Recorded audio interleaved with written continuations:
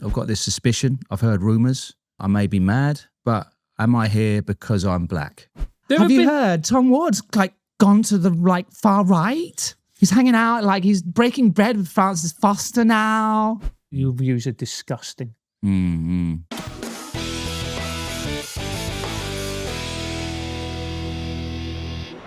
Hello, everybody, and welcome to Francis Foster Sorts Your Life Out. I'm not a physiotherapist. I'm not a psychotherapist. Not any type of therapist, which means that I know what I'm talking about. This is a show where I get comedians on to sort your life out because comedians are idiots. So whatever happens, you know that, they don't know what they're talking about, but we'll do our best and we'll see how it goes. I've got a very special guest this week. He's a brilliant comedian. He's a mate of mine. It's Mr. Thomas Ward. How are you? Hello, Francis. I'm very well. I hope it's all right that I won't be speaking as loud as you for this interview. What do you mean? You won't go be speaking as loud as me? I'm more of a low, kind of quiet person. Is that all right? What do you mean? That's the veganism. No energy. Say wait, mate. No, it's I'm well. I'm good. Yeah. What have you been up to? I've been on tour. Yeah. I've broken my foot. How'd you do that? Got under here. Don't know if you can see this. This is sexy. There's someone on the internet who'll find this incredibly arousing. That's actually good flexibility, mate. Yeah, I've got good hips, but I've been told not to do anything. But the fact that it's now falling apart suggests that I've been ignoring the doctor. Oh, really? Yeah, so I've been walking around. So how did you break it? I fell on the stairs going to get the buggy. Mate. Yeah, snap. This is a comedy podcast. Can you not thought of something more interesting? Well, I thought I just want to be real, I just want to be real with you. There's plenty of interesting stuff coming up, but yeah, I just heard it snap, metatarsal. Really? So you're like a footballer in the noughties? Exactly. Yeah, yeah, exactly. Beckham and Rooney. Yeah, and now me. So yeah, so that's been happening, and you get treated differently when you got a broken foot. When you're wearing one of these.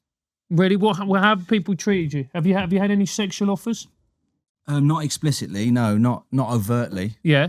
But you get a kind of combination of sympathy from women, mainly. People helping me with doors and stuff, which is new. Yeah. And then also people thinking that I've done it to myself through drug use. Yeah. So when I go you up to do people, have the look. Yeah, I go up to people, ask for directions or whatever. They sort of look at me as if I'm about to grab their purse. Yeah. Like I might have a rotten foot or something from smack. Yeah. So I see that I'm sort of realising how much prejudice people with, boots and plaster casts have to go through, which is, nice insight. So it's made you a more empathetic kind of person. Yeah, for now, yeah. That's nice. That's nice. Yeah. And how's the tour been going? Yeah, good. Yeah, some of the venues have been absolutely wild. Other venues, I don't need to name names, but Aylesbury. Has anything wild ever happened in Aylesbury, Tom? I don't know. I just don't know what they wanted. I don't know what Aylesbury wanted. I don't know what Dublin wanted. The Irish famously haven't got a sense of humour. No, they don't. They don't. I didn't believe it till I actually saw how drab they actually are. I've actually heard this from a lot of comedians about that the Irish are famously not easy to please. Mm. And they lack a sense of humour. One joke about the Troubles or the famine, and all of a sudden, you're the bad guy. Exactly. You know what I mean? So I'm completely in agreement with you. I've got Irish heritage, and fuck them. Yeah. I was trying to work out where I went wrong. I came out, I said Mary was a slag. Yeah. I would have left that for the end. Yeah. That's more of an encore bit. Yeah. Yeah. When they've actually asked you to come on. For the encore, rather than reappearing. Say, it's not over yet. Put your coats back on. Yeah, don't go. Mary was a slag. So you Chris rocked it. You repeated it.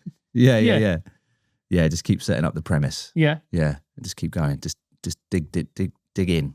Yeah. That's what you got to do. That's what you got to do. And so you've been on tour and with Mrs. Joe Jacobs. How was that? Right. Yeah, good. Yeah, Joe's a good mate of mine. It's nice. You got to travel with someone that you get on with in the car, haven't you?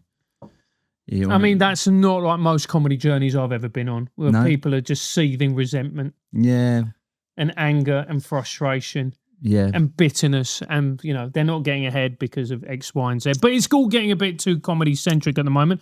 So with no further ado, what we're going to do is But by the way, I should say congratulations, new baby. Thank you very much. How's that going?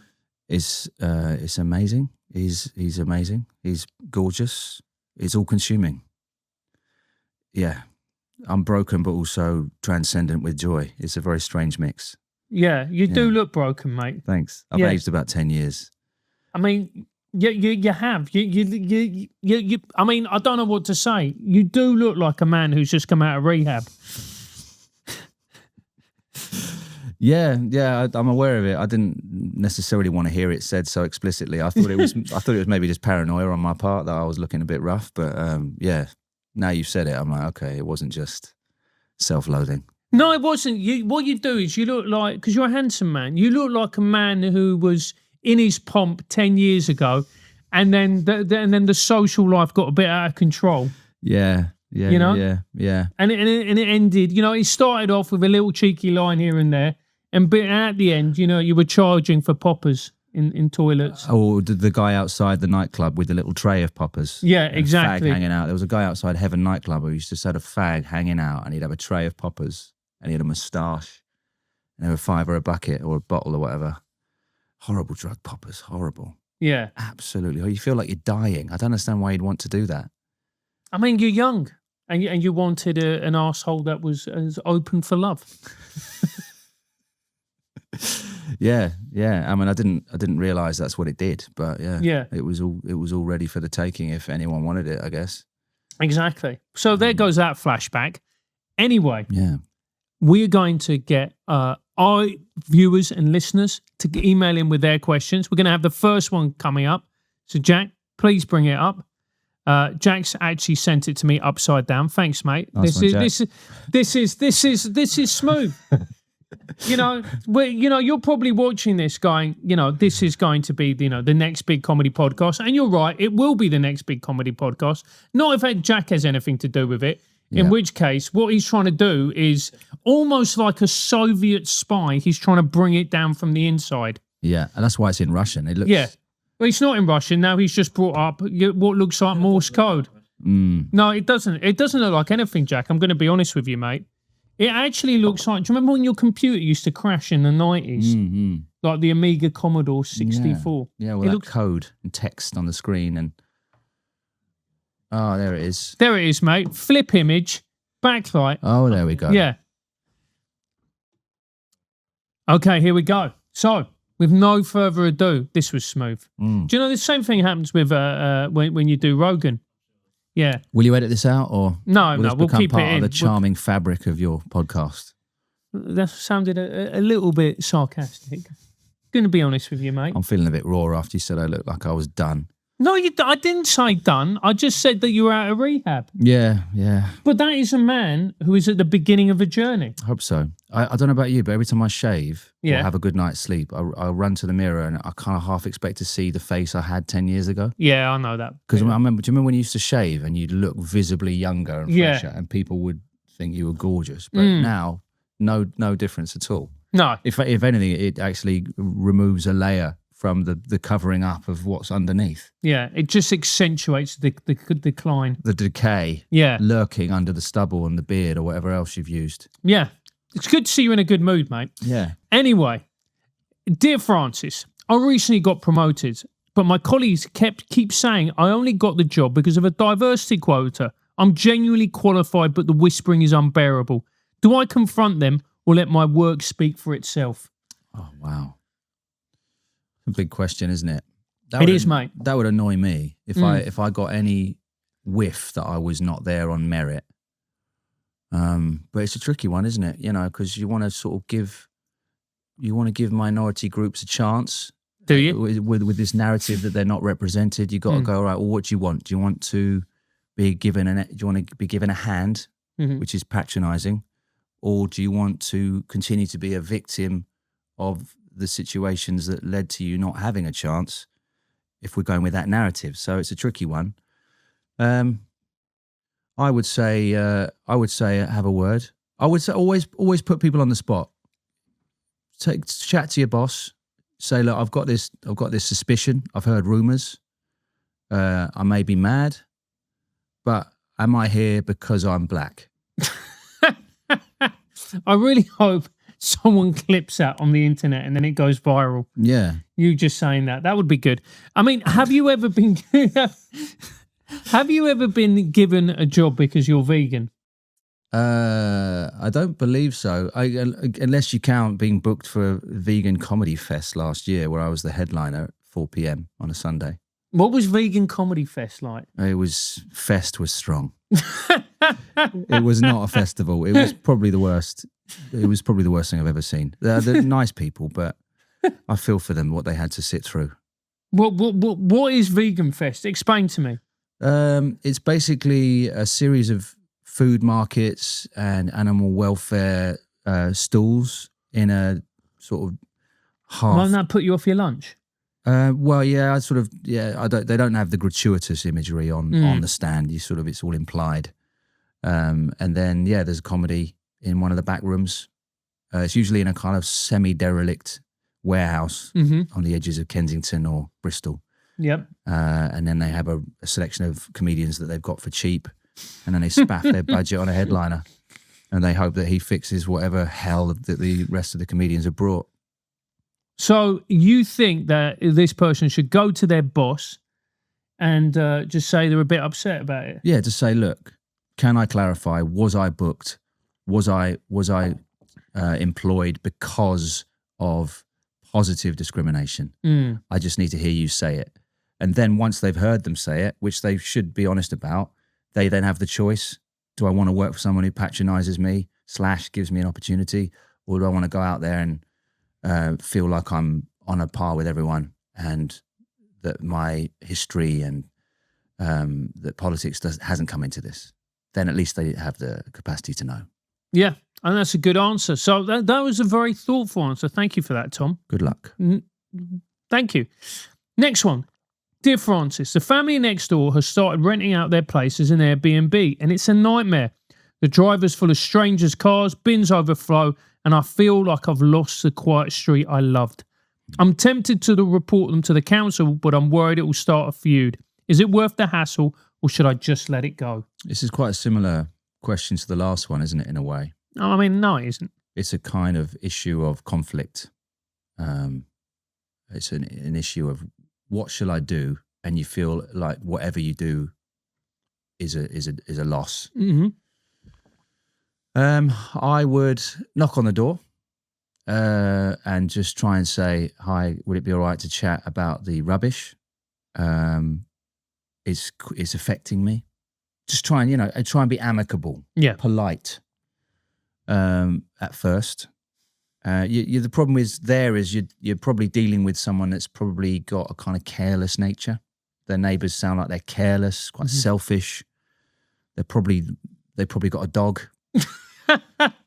You know those houses where you knock on the door and the dog starts barking, and then they open the door and it's all carnage, and there's a dog coming at you, and they're saying, "Don't worry, he's friendly," but you're salivating, and you're like, "That's one of those dogs that kill people."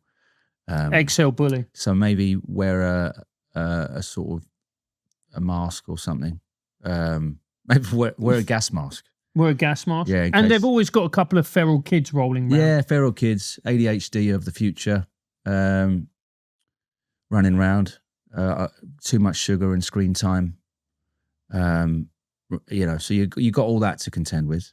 Mm-hmm. So go try and put yourself in a chilled out mood before you leave, because you're going to be triggered. The moment that door opens, you're going to be hit with aggression, fear, child neglect, and the sort of selfishness of humanity in one mega dose. So make sure you're in a nice mood and a pleasant mood, and remember that you are okay and you are loved, and whatever energy they're giving you is nothing to do with you. It's all coming from them. And then just say politely, would it be okay to chat about the rubbish situation? It's affecting me. And if they then become hostile and defensive, which I suspect they will, and then you say, well, all right, well, we go to the council, or we hire someone to hurt them. Would you ever? What would it take, mate, for you to have to hire someone to hurt your next door neighbours? Because I always saw you as quite a chilled out person, but right now you've got the look of a man on the edge. Yeah, well, I've been radicalised by podcasts like TRIGGERnometry and that sort of thing. It's actually sort of kicked open a lot of things I didn't know I had in me. Sort of hatred, reactionariness, if that word. Yep. Sort of latent fascism. a loathing of the common man, and a refusal to accept history, that sort of thing. So yeah, I think I'm far more violent underneath it all than I gave myself credit for. And go on. What would I do? I don't know. Like, if someone hurt my family, then I'd probably hire someone, ask around in the local pub for a man. I reckon, because one of your other jobs is a voice actor, I reckon you could do quite a good intimidating voice on the phone. So let's hear that. Let's role play this a little bit. All right. So I'm the next door neighbour. You're trying to intimidate me. All right. And let's see how it works. So you pick up the phone? Yeah, I'm going to pick up the phone now. All right. So how do you hear them say hello? Okay. Well, I'm just going to say hello, aren't I? Yeah, but how would you hear it? Because in my head it's hello. All right, we'll go with that. Hello. Hello. Now, I asked you nicely. That didn't work out too well, did it? What's going on? What do you mean I asked you nicely? Who is this? Never mind. What do you mean, never mind? I need to know who this is who are talking. Is this the council? Shh. We have a little situation now, don't we, neighbour? Right, so, which neighbour is this? Is it the Browns on one side, or is it the Mohammeds on the other? Who is it? The Mohammeds. Yeah, the people who live next door. Do you mean the hostel for Muslim men? Well, yeah, that's what I call them, the Mohammeds. No, this is not the Mohammeds. So who is it? Try again. Well, logic would dictate it's the other one. Yesterday morning, someone knocked on your door and asked you to clean up your rubbish. Do you remember your little feral children and your dirty little dog came yapping at his heels? You don't talk about Armani Diamond like that. She's a good girl. And your tacky little wife was watching on from the kitchen. It's not my wife. Ringing any bells? That's not my wife. That's my sister. Have a bit of respect. Well, she looked like a boiler either way. Right, so what would you want? I want all the rubbish in your front garden gone by 5 p.m. today. Check the time now. It's 4:31. Yes, you've got 29 minutes to get it clear. So, but what's going to happen if I don't? You won't be opening the door without assistance. Well, I'm already registered disabled. So, what change is that going to make? You're going to be double disabled. What does that mean? You're going to need help to piss when I'm done with you. I mean, that's what my sister's there for. But look, this... you can't go around threatening people. It's not on. I have been off work through stress for 12 years now. This isn't helping.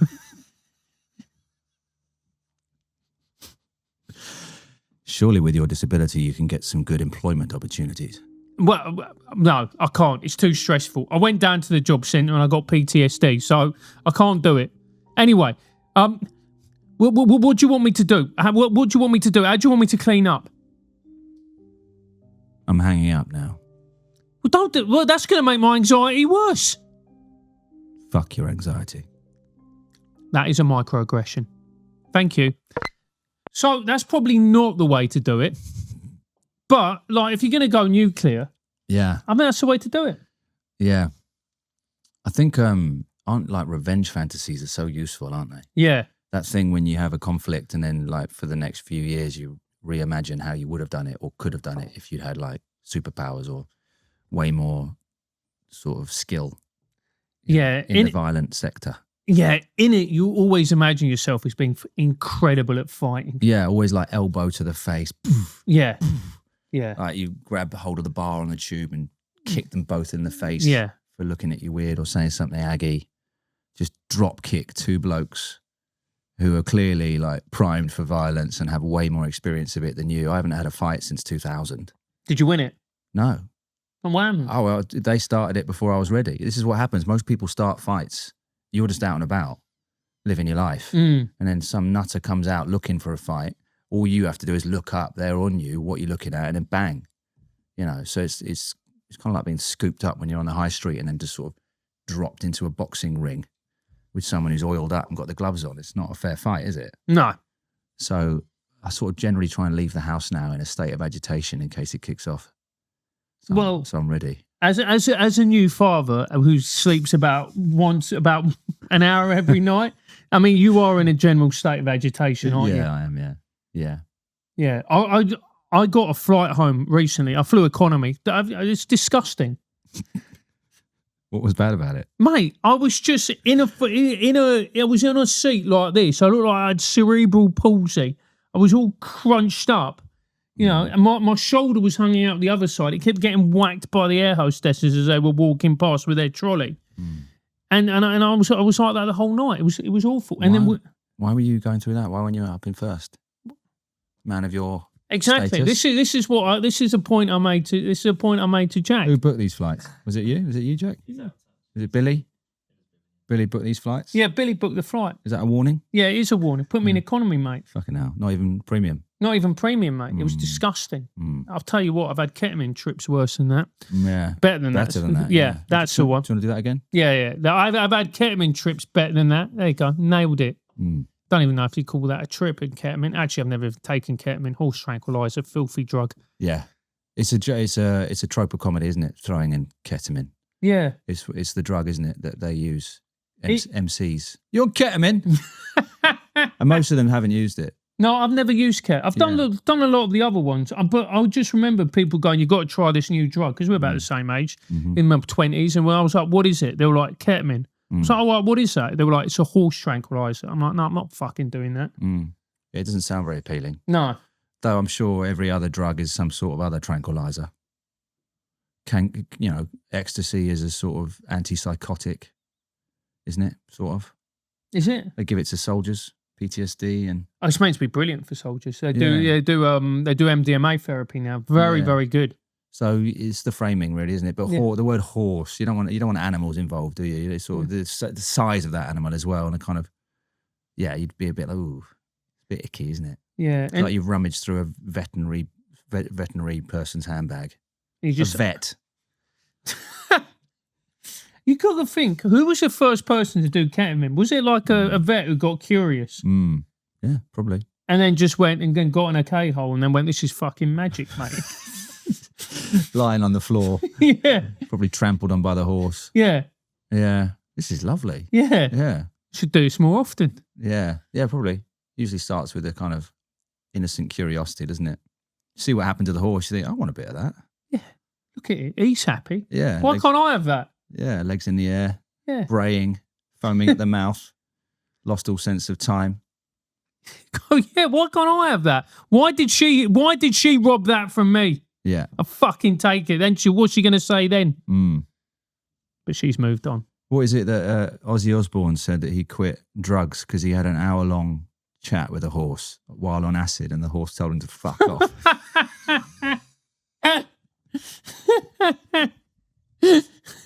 That's when he gave up acid. Mate, that's the thing about psychedelics, mate. You can see things on psychedelics because there have been times where you've approached an animal and it has told you to fuck off, and maybe you didn't read the signs. Yeah.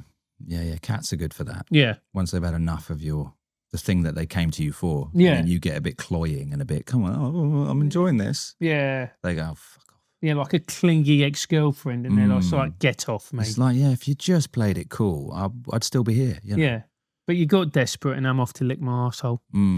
Yeah, I love it when cats just go and they're in the same room, but they just go across the room. They're not. They haven't even walked out to do anything. They're just like, I just want to be over here for a bit. So fucking hell, it is personal. Yeah, and then when you've stroked it, they'll lick the bit that you've stroked. Yeah, straight away. Yeah. Like, get off. Yeah, fucking touch me with your greasy hands. Yeah. Anyway, next one. Dear Francis, I'm a recovering addict. You'll like this. But my mates keep inviting me to the pub and acting like I'm a bore for drinking soda water. I don't want to cut them off, but I can't keep explaining myself. How do I set boundaries without seeming uptight? It sounds like you got really shit mates. And this is the thing with friendship. If your friends don't allow you to change, they're not going to be friends for long. That's what I think. Your friends have got to allow you to change.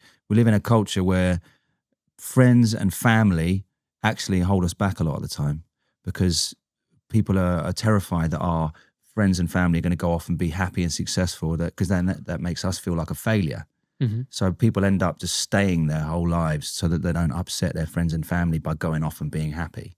So I would say bin off your friends, all of them. If they're the kind of idiots who can't understand that sobriety is important to you, then get them gone. There's plenty of apps you can make friends easily now. Get out there, get them gone. And if your family like that too, start again. Just bin them all off. That's what I do. Well, that's pretty radical. Yeah. It might take a while. You got to sort of ease them off. It might be a bit sudden if you just bin them all off in one go, like a group text or something.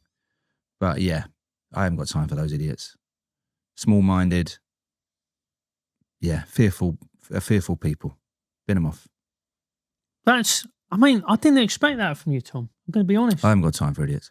You haven't got time for idiots. I mean, you are a comedian. You spend a lot of time with idiots. Yeah, but they pay me. I can pretend for 15 minutes a night.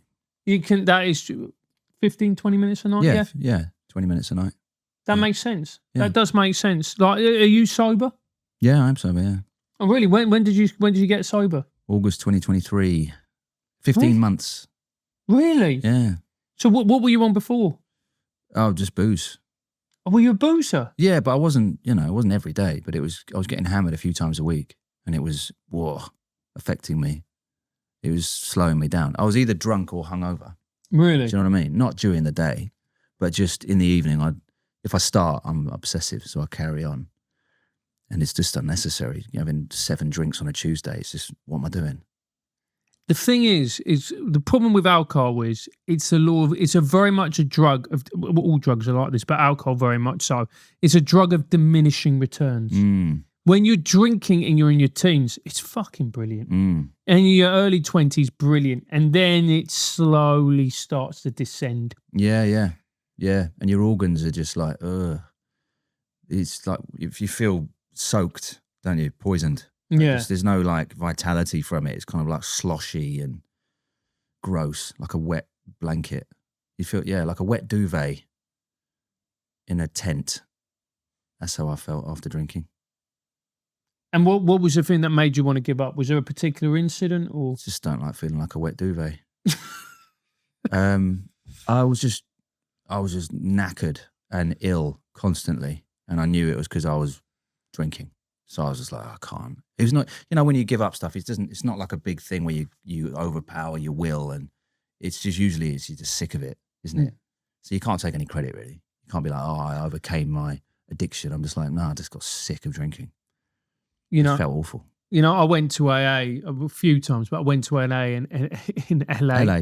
And yeah, AA in LA. Oh, nice. And mate, it was just so funny. Just how people got so competitive with their drinking. Oh yeah, in their stories. Yeah. Someone would pop up and he'd be like, "Well, I did this," and then the next person would be, "Yeah, but I did double," and then and then before you know it, we're all sucking off a tramp and taking crack off a bench.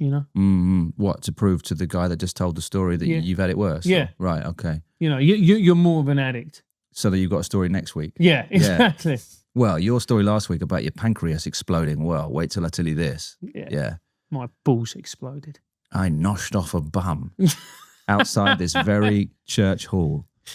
Yeah. Yeah, it's so interesting actually how like people men can make anything competitive. They can make anything competitive. Is there anything that you miss about booze? The sense that things can happen of an unpredictable nature. Quite miss that. But when you've got a kid, that's sort of gone anyway, isn't it? Because you've got to be home at a certain time and look after the kid. But no, you don't. I miss that. I could be one of those cool dads that's like, yeah, life goes on. I know. I just miss that feeling of being slightly out of myself, and you're sort of not in the logical realm all the time. Just being like, fuck it. You're in the present, aren't you? You're not worried about anything. You're just kind of like, yeah. I like that feeling. But I've done it a lot. So, yeah. Yeah, I miss the unpredictable and the lovely hazy feeling when you've had 2 or 3 pints and you're at a gig and you're just like, oh, this is nice. Oh, the warm blanket feeling's the best, isn't it? Yeah. Yeah, before it's soaked in piss. Yeah. Yeah, the warm blanket feeling's amazing. You Yeah. just when you have a few pints in, it just envelops you, and you feel safe and warm and lovely. Yeah, and you smile at a pretty lady Yeah, without, and you just the right smile, yeah, the right time. It's not like when you're sober, you sort of end up doing that to the same lady, but 3 pints in, that gone. Had a nice moment. No, nothing needed. Just those little moments where you're just a bit loose. You're not afraid of humiliation. Yeah, I miss all that, but it's all right. Did you take drugs as well? Yeah.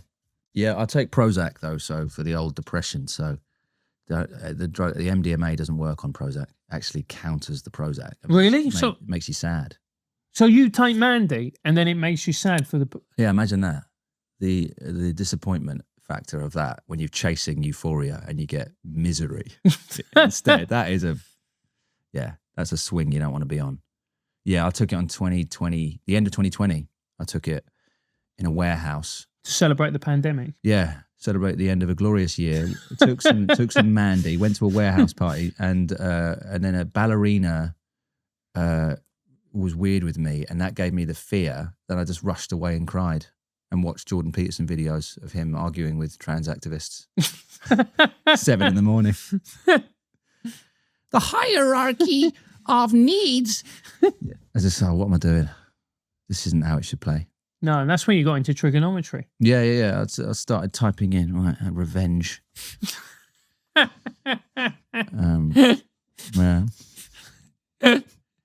Fantastic stuff. Yeah. Do you do drugs? I used to. Yeah. I still do, but I used to too. Oh, right. Nice. Do you remember Nice. that? Yeah. Great Nice. drug. Yeah, very good. No, I don't do them anymore. I do the occasional edible. I do the edible every now and again, but I can't handle booze. Mm-hmm. I can't do it. It was ridiculous. It was funny. I went out with one of my mates, and I wrote an article on my Substack about Liam Payne, may rest in peace, and talking about boozing and addiction and all the rest of it. And I said, well, I used to be an alcoholic. He goes to me, you weren't an alcoholic, Francis. Who the fuck are you talking about? You weren't an alcoholic. And I was just, he goes, we were just having fun. And I was like, well, how were you, Brian? He was like, look, I was blackout drunk every weekend, but that doesn't mean you're an alcoholic. Does it? We're just having a laugh, weren't we? I go, yeah, but Brian, you then got Crohn's disease. Yeah. And you had to basically start again with your digestive system because it's shut down. He's like, yeah, that's not alcoholism though, is it? Yeah, you keep your arsehole in a handbag. Yeah, that's not. Yeah. Everyone has a different standard, don't they? Yeah. Yeah, I think proper alcoholics say that if you've got a dependency, then you're an alcoholic. But I always feel when I went to AA, I went once and I felt so embarrassed. I was like, I don't belong here. People weeping about drinking during the day. I'm like, this isn't me. I'm just a casual drinker, but I like it, and I'm hooked on the sugar, and I enjoy the rush, and I'm compulsive. But this is not life-consuming. Do you know what I mean? I just feel like it's a bit embarrassing, isn't it? Yeah. Like, hi, I'm an alcoholic. I drink 3 times a week, and I have probably 35 units. It's a bit like, fuck off. Do you know what I mean? Yeah. Stay away. Go and deal with it. But maybe that's just me being purist. It is, mate. You are a purist. Sometimes, yeah. You know, unless you're on 2 bottles of vodka a day, Tom doesn't want to know. No. Yeah. Come back when you've fucked everything. You're sobbing in an empty bath in an abandoned council flat in Elephant and Castle. Then we'll speak. Well, that's kind of pre-gentrification. If you do that now, mate, you're probably doing all right. The council flat's probably worth $500,000. Yeah, it's probably been done up a bit. Yeah. All right, if you're wanking into an artisan roll and it's the last bit of food you've got, and your family are really upset with you. Why is Daddy always sad? Darling, don't worry. Then it's time to think. There we go. That's going to be the trailer. Dear Francis, my kid's school banned clapping because it's triggering to some kids. They use silent jazz hands instead. I think it's ridiculous, but the other parents are all for it. Should I say something or keep quiet? Because you're a parent? These questions are all setting me up, aren't they, Francis? This is all, you're trying to get me to say something absolutely horrific, aren't you here? What do you mean? Like fuck them all. Trigger this. Yeah, I think that's slightly over-egging the pudding to throw everyone out with the bath water. Is that the expression? I think, generally speaking, that if you start coddling people in such ways, then you end up with a generation of people that are unable to tolerate anything that isn't completely on their terms all the time. And then it kind of makes a bunch of idiots. But obviously change the word idiots for a more compassionate word in the edit if you can. But just I generally think the issue we have is that young people have been overly protected, not able to just go off and experience difficult scenarios that are activating or triggering or whatever you want to call it, work through conflict resolution, work through their fear. Because I grew up anxious. I was constantly panicking. And it's like I couldn't expect to go out in the world and sort of ask the world to rearrange itself around me. I knew that my role was to go out and try and adapt. That's the game, isn't it? You sometimes have things on your terms, sometimes you don't, and you have to adapt. And that's what makes you smarter and reactive and versatile and, sets you up for life. So fuck them. Yeah, clap away. Clap louder. I'd clap louder. That'll be my protest. When they're all doing jazz hands, I'd clap really loud. I wouldn't do that. I'm not like that. I just think I would have to talk to them and I would have to say what I've just said. And I think it's really annoying. You think it's annoying? It's really annoying. You find the whole... It's annoying. I find clicking annoying. I find clicking very triggering because my dad would click every time he was about to tell me about Jesus. And that reminds me of being raised by a fundamentalist Christian. I'd hear him clicking down the hallway. It's like West Side Story, but for fundamentalist Christianity. Well, I don't want to hear clicking. I don't want to see jazz hands. I hate jazz. Yeah, jazz annoys me. Jazz triggers me. Where's the chorus? So yeah, everyone's triggered. Why are we focusing on the tiny minority of people that, may well just need to experience discomfort and get over it? But, that's the clip, isn't it? Goodbye, career. Goodbye, career. Well, see, career's a strong word, Tom. Tom has flipped to the other side. Have you heard? Tom Ward's gone to the far right. He's hanging out, he's breaking bread with Francis Foster now. He's traveling to do hate speech. There have been the occasional moment I've seen you on Facebook and I thought, oh, Tom's flipped. What was it? Oh, you talking with the occasional, shall we say, progressive individual, and they were getting on their own little rant about whatever they rant about, some bollocks, and you came in and you were a bit, dare I say, pithy with them. Yeah, it's tricky though. I remember sticking up for someone who was being accused of something that there was no proof, and also very sort of flimsy version of the transgression. What they were being accused of, and I just said something in the comments, and then I started receiving hate mail through my website and anonymous stuff. I was like, wow, this is why people stay quiet. Yeah.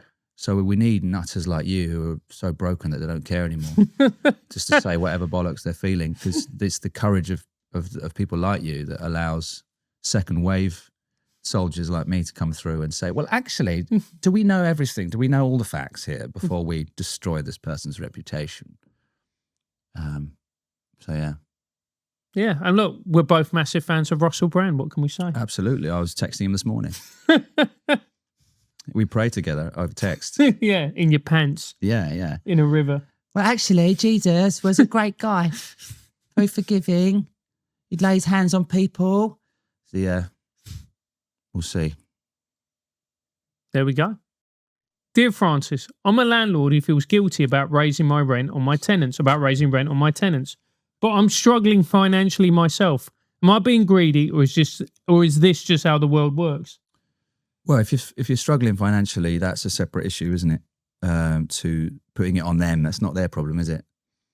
And is it ethical to charge beyond a certain point just because you can? I mean, you do live in a very she area of London, Tom. I live in Hornsey, actually, which is not she. It is, mate. I've seen you. I walk through Crouch End where you live, yeah, where your manor is, where your trigonometry mansion is. Off the back of all this hate speech, I've seen your split layer mezzanine swimming pool on the roof. I see you up there. It's a hot tub in your velvet speedos. I live in Hornsey, which is, it's all right. It's all right, yeah. Yeah. So what do you feel about this landlord? I think if it's opportunistic, you know the difference, don't you? If you're like, well, I'm skint, so I'm going to use the power I have to manipulate, my income, then that's not good. But if you're literally following the market and you're maybe charging the expected rate, but you can still you could be an ethical landlord. You can keep your rates. Can you? You can. That's not what Mark says. You can choose. You can say, right, well, what we got here? We've got a room in a house in London, in a house share. Should it be £1,000? Probably not.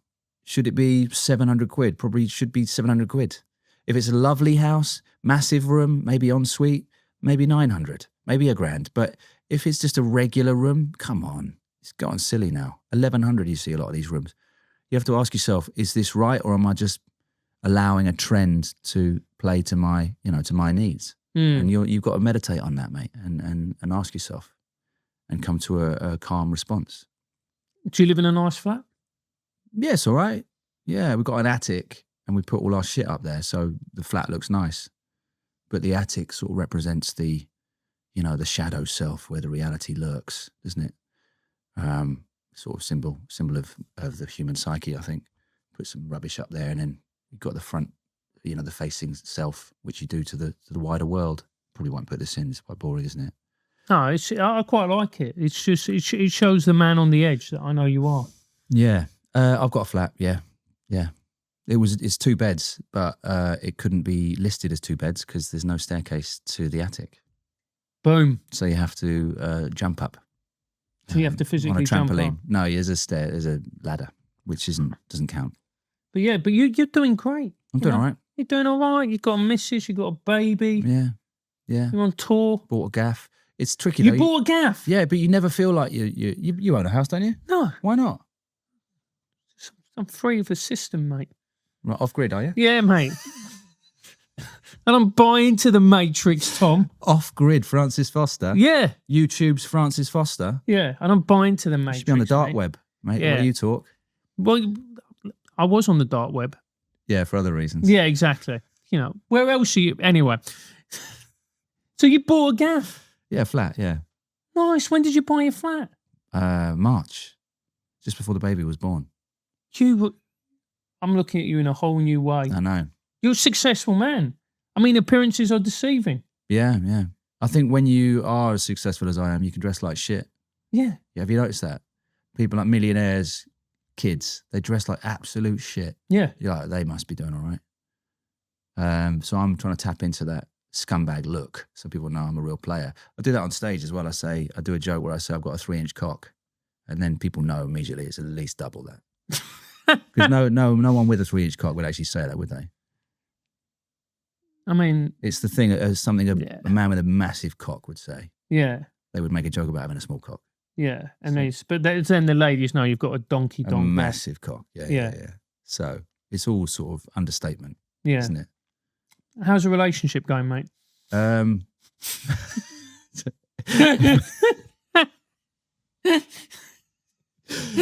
you trickster.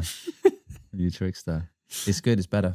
Yeah, we struggled like all new parents. We struggled with, the whole new world that we were in, and lack of sleep and the stress. It's brutal. When kids go, "Did you break up because of me?" You think, yeah, we fucking did. Yeah. We had a lovely time before that. Going to tapas bars, shagging all night. And you came along. She doesn't even want to fucking look at me anymore. I know.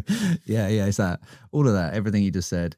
And I felt like she actively hated me. And only recently has it felt like we're in love again, which is I'm really relieved about, to be honest, because as you say, it's the thing that makes the kid is the love, and the attraction, and losing your mind, isn't it? You're so loved up, you're like, yeah, let's take it to the next level.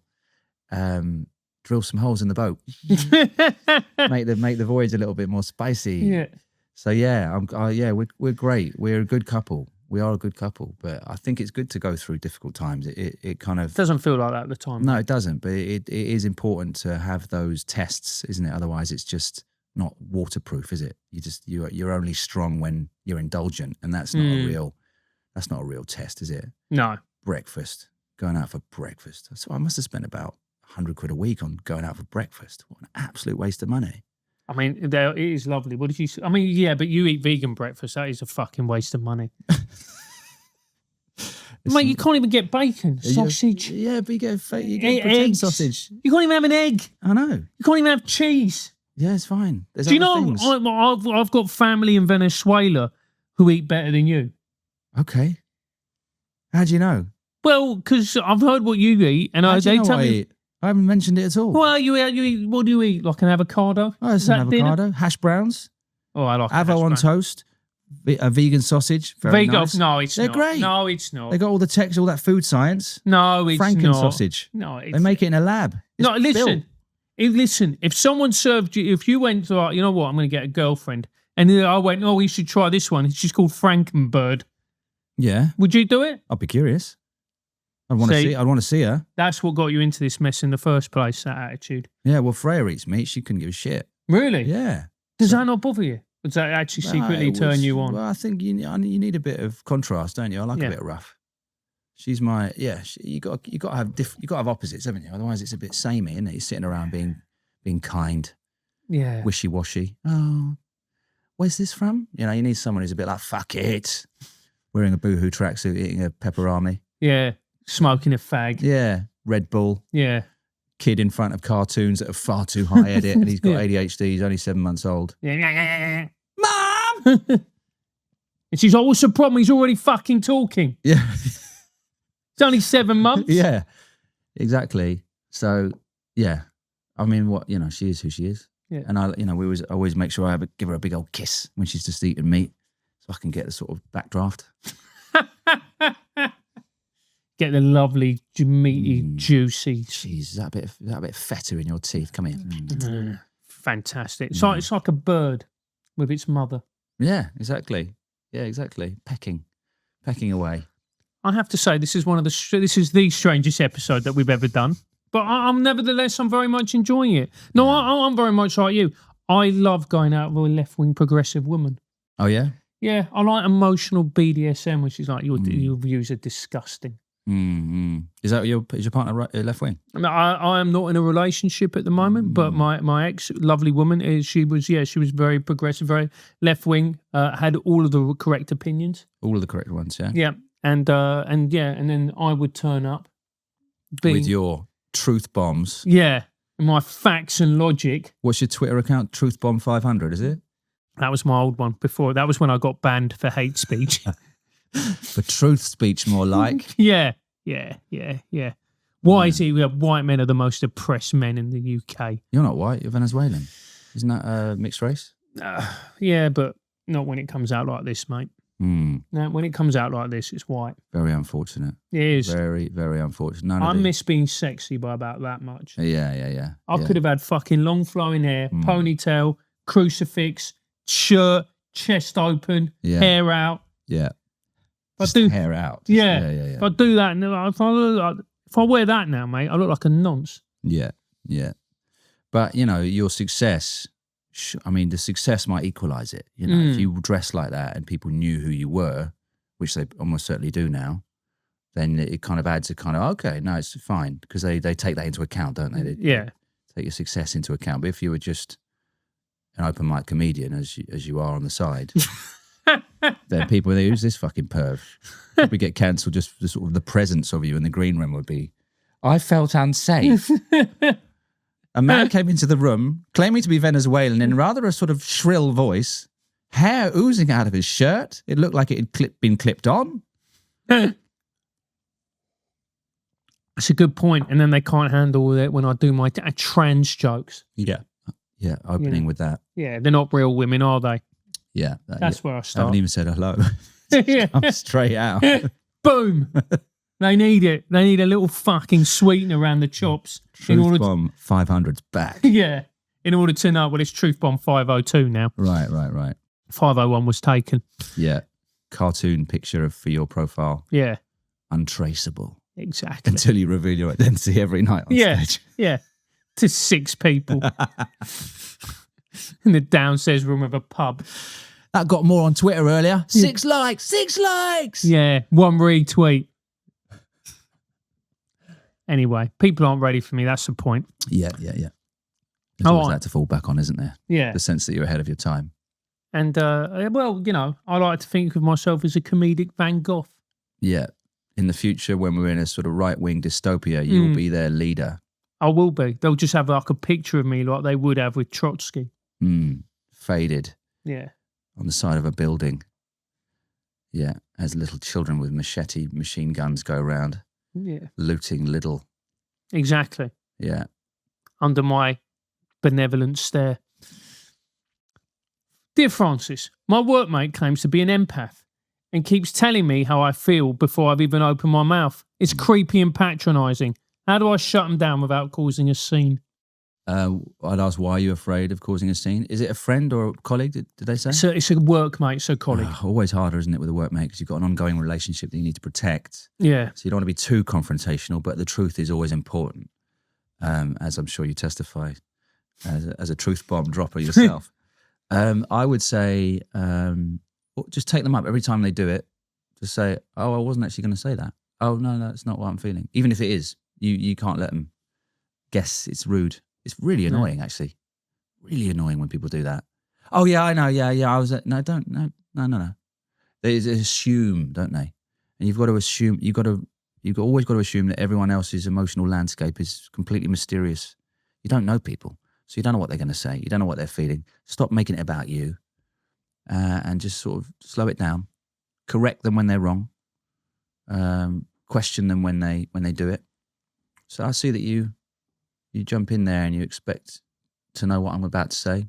It's not accurate. Just try and train them if you can. And if they can't be trained, bin them off. Plant child porn on their hard drive so they get sacked. So something less intense, maybe. Yeah, I think whilst it may be annoying, it's not worth them losing their career, their marriage, their livelihood, their sense of reputation. I just back off. If someone's like that, I just back off. I just got to give them less and less of my time. I try and coach them, and if that doesn't work, what are you going to do? Waste your life? Yeah, coaching an idiot. So yeah, try and coach them. Try and show them that actually they're being presumptuous.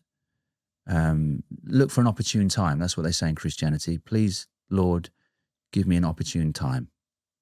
Russell texted that to me this morning. So yeah, just sort of trust that, eventually you'll be able to say, that you always guess what I'm feeling. And you're often quite wrong.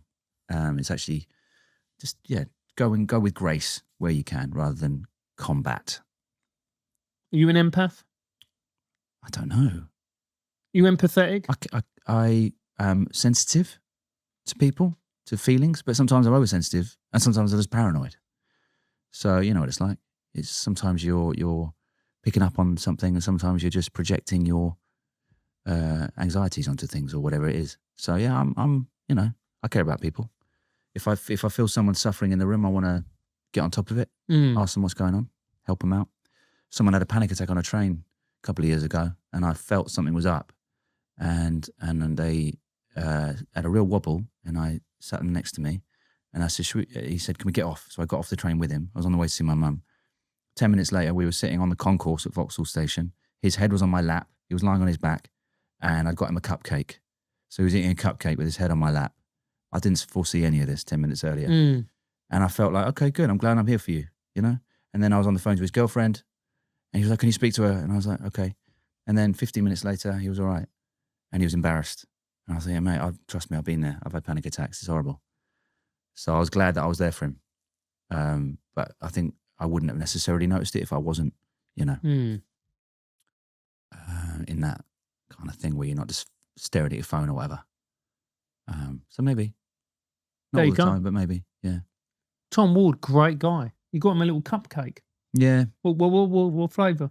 Pink. I don't know what Right, flavour so he that is. questioned his masculinity. Well, it was the only one that I could get. It was the only one available at the time. Why did he want a cupcake? Is that what I just thought he was maybe sugar crash or something, that he might need some sugar. So I thought, let's give him some food. And the only food in the remit, in the radius of the panic attack was a cupcake stand. And I said, oh, can I just get this? Because he's having a panic attack. Well, he's not well. I'll come and pay in a minute. And then I didn't pay. Just fucked off. Well, so on the one hand, you presented yourself as quite a noble, empathetic person. On the other hand, you're a thief. Yeah. But, you know, I'm sure one cupcake won't. Well, that's how it starts, isn't it? Yeah.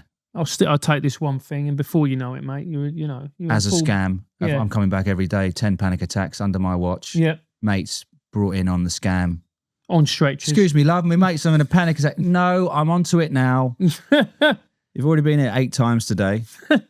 Look at him, he's on a stretcher. Yeah. People coming in with different ailments and injuries.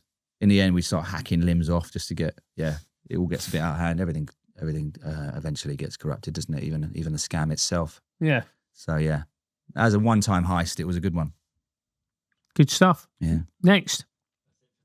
Is that it for today? Well, we've had a lovely chat in which Tom has given you his advice. He's also exposed himself. Have I? Yes. Yeah, you have. Yeah. I don't remember that. Yeah, metaphorically and literally. But it's been wonderful. Tom, I know that you're on tour. You have one date left. Yep. Where are you playing? Norwich, Friday night. Friday night in Norwich. And if people want to go and see Big Tommy, where can they get tickets? They can get tickets from Live Nation, or they can go to my Instagram, Tom Ward Comedian, or my website, Tom Ward Voice. And I check out. I've got a Substack now, and also as well, I'm doing a gig in Finchley. You can go on my Twitter or Leo Kurtz's Twitter, and there's an email. You have to email someone to get tickets. I don't know how that works, but anyway, go on there if you want to see me in Finchley. But Tom, thank you so much. It's been a pleasure. We'll see you next week with another comedian sorting your life out. You slags.